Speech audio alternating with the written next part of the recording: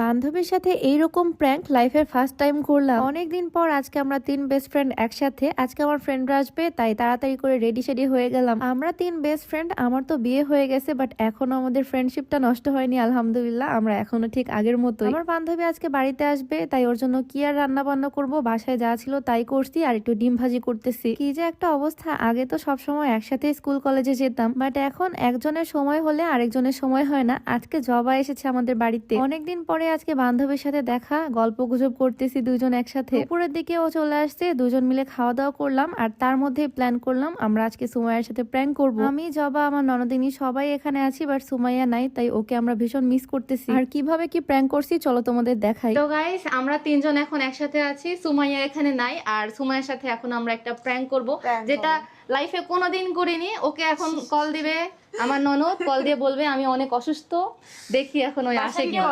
এখন কি তাই দেখা যাবে। হ্যাঁ হ্যাঁ, দেখা যাক এখন সময় আসে কি করে। কল দি, দেখি কি বলে। দেখি দাও। রিং হচ্ছে।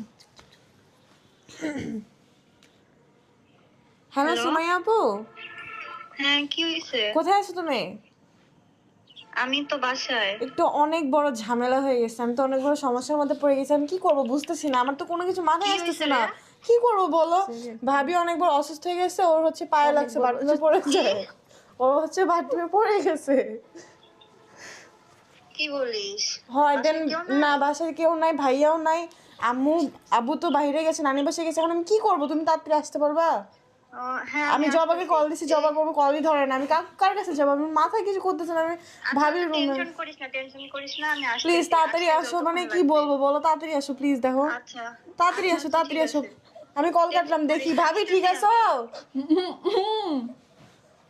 রাখি। তাড়াতাড়ি এসো, তাড়াতাড়ি এসো।